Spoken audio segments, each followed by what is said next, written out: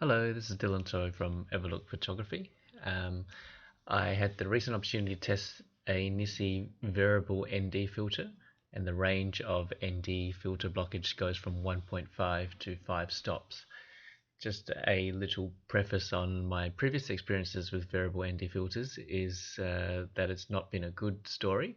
Um, what I'm looking for in these filters is accuracy of the stated light stops of light that it blocks.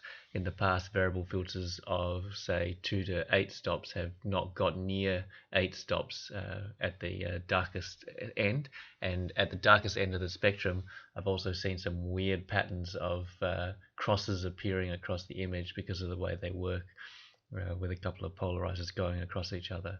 So I'm glad to say that most of these filters were taken with variable degrees of the filter working, and if you look through the catalog, you can't really see any of that cross-hatch pattern that was going on with my previous experiences.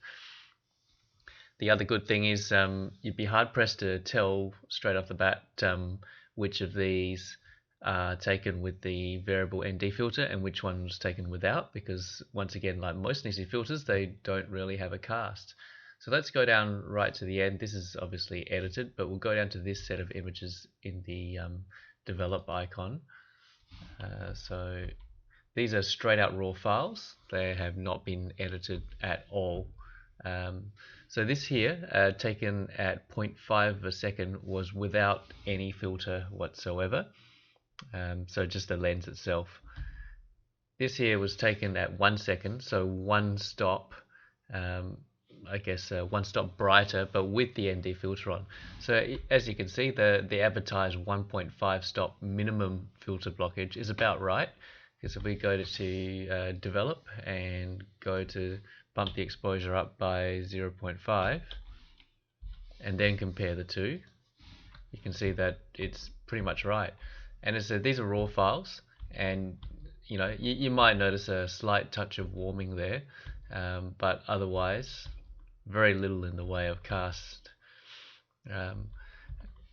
Next, I pushed the filter up by approximately one stop at a time until I got to 5 stops. So if you calculate at 0.5 of a second for no filter on, then in theory 5 stops should take you out to 1, 2, 4, 8, 16 seconds. So unfortunately I don't have 16 seconds, but I do have 15 seconds on my on the camera settings. So this here is 1 second at 1 stop, 2 seconds at 2 stops, 4 seconds, 3 stops, 8 seconds, 4 stops, and 15 seconds. So,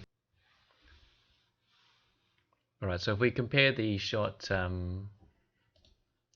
that's without the filter and with 5 stops of filtration, I'll pick the two together. You can compare them side by side. This was no editing whatsoever. This is without any filters. This is with the 5 stops of ND filters. So maybe a slight cooling property to it, but exposure for 5 stops is pretty much spot on. So well advertised 1.5 to 5 stops, minimal cast. The only problem with using variable ND filters is that you can't attach NiSi's normal filter set with it. So I had to handhold a 3-stop ND filter over the top of this image to balance it out. So it depends on how comfortable we are with hand holding. So there we go, a quick look at the results of a variable ND filter 1.5 to 5 stops.